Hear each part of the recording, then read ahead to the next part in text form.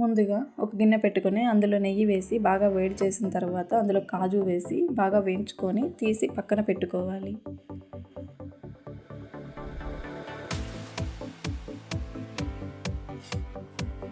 ఆ వేడెక్కిన నెయ్యిలోనే తురుముకున్న క్యారెట్ని అందులో వేసి బాగా కలుపుకోవాలి. బాగా కలుపుకొని అందులో వాటర్ కన్సిస్టెన్సీ అనేది కంప్లీట్గా పోయేలాగా బాగా కలుపుకోవాలి. మంటని మీడియం ఫ్లేమ్లో పెట్టుకొని బాగా కలుపుకుంటూ ఉండాలి.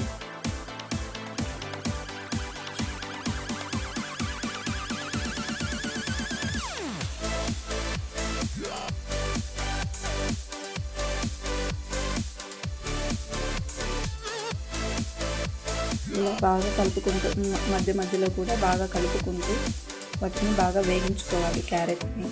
ఆ తర్వాత ముందుగా వేడి చేసి పక్కన పెట్టుకున్న పాలని అందులో వేసి బాగా కలుపుకోవాలి.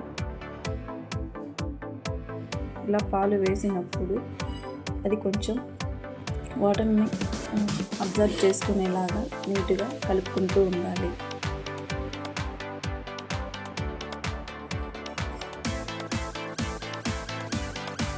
కంప్లీట్గా వాటర్ లెవెల్ అనేది కంప్లీట్గా పోయేలాగా కలుపుకొని తర్వాత 3 టేబుల్ స్పూన్ షుగర్ వేసుకొని మళ్ళీ కలుపుకోవాలి. షుగర్ వేసిన తర్వాత మళ్ళీ వాటర్ వస్తూ ఉంటాయి.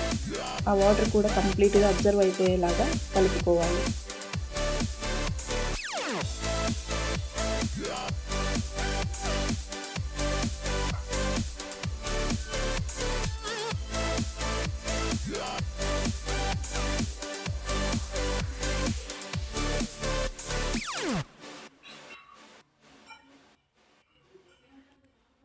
బాగా కలుపుకున్నాక వాటర్ లెవెల్ అనేది తగ్గిపోతూ వస్తుంది.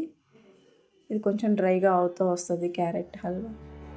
తర్వాత ఇలాచీ పౌడర్, ముందుగా వేయించి పెట్టుకున్న కాజు వేసి కలుపుకోవాలి. బాగా కలుపుకొని వాటర్ లెవెల్ కంప్లీట్గా పోయిన తర్వాత అది తీసుకొని ఒక సపరేట్ బౌల్లో సర్వ్ చేసుకోవాలి. క్యారెట్